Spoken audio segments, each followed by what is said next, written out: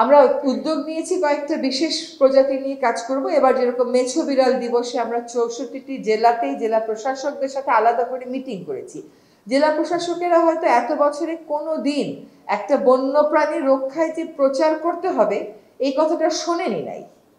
এখন তাদের সাথে যখন এই বিষয়ে মিটিং করি, এত তাদের কাছে হয়তো মনে হয় এত গুরুত্বপূর্ণ বিষয় থাকতে মেছো বিড়ালের বিষয়ে সবাইকে সচেতন করতে কেন এই কাজ করবে। আমরা আমাদের দক্ষিণাঞ্চলে 21টি জেলাতে একটা বিশেষ এবার প্রচারাভিযান করলাম এবং আমরা দায়িত্ব নেওয়ার পরে বিভিন্ন জায়গাতে মেছো বিড়ালের কোনো খবর আসলেই আমরা সেটাকে উদ্ধার করে নিয়ে চলে আসি। কিন্তু উদ্ধার করে এনে রাখবো কোথায়? সাফারি পার্কে রাখতে গেলে সেখান থেকে চুরি হয়ে যায়। মানে নানান সমস্যা তো আমাদের, একটা সমস্যা না তো যেটা সমস্যা সমাধান ওইভাবে করতে পারবো। গতকাল আমরা একটি মেছো বিড়াল উদ্ধার করেছি। প্রাইভেট চিড়িয়াখানাগুলোর বিরুদ্ধে যারা নিয়ম মানছে না তাদের বিরুদ্ধে অভিযান চলছে।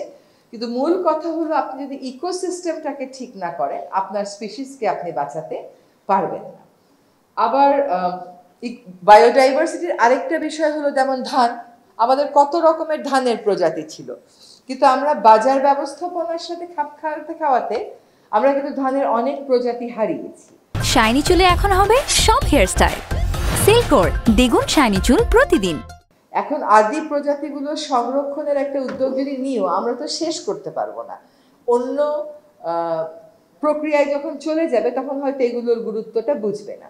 আমার একটা আশার জায়গা লাগে, আমি জীববৈচিত্র্য আইনটা নিয়ে দেখলাম যে এটার মধ্যে যতগুলো বিধান আছে তার বেশিরভাগ বিধানই প্রতিপালিত হয় নাই। কমিটি মিটিং করে না, আমাদের বায়োডাইভার্সিটি রেজিস্টার করার কথা সেই উদ্যোগই গৃহীত হয় নাই, আজ পর্যন্তই উদ্যোগ গৃহীত হয় নাই। তো যাই হোক কাজগুলো শুরু করে দিয়ে যাব আশা করি। আমরা আরেকটা কাজ হাতে নিয়েছি যেটা যে দেশে ওটাও আইনে আছে, যে স্মারক বৃক্ষ, শতবর্ষী বৃক্ষ, ঐতিহ্যবাহী গাছ, এইগুলোকে রক্ষার জন্য আমরা আপনাদেরকেও সকলকে বলছি আপনারা কোথাও একটা শতবর্ষী গাছ কাটা হয়ে গেলে পরে ওটা আমার নজরে আনেন, তখন আর আমার কিছু করার থাকে না। কিন্তু শতবর্ষী গাছ আপনার গ্রামে যেটা আছে, শহরে ঢাকা ইউনিভার্সিটিতে কত শতবর্ষী গাছ আছে, এগুলোকে স্পেশাল প্রোটেকশনের মর্যাদা আমরা দিয়ে দিই, তাহলে কেউই আর কখনো এই গাছগুলো কাটার কথা বলবে না, এগুলো বরং এগুলো সংরক্ষণে আলাদা ব্যবস্থা নেবে।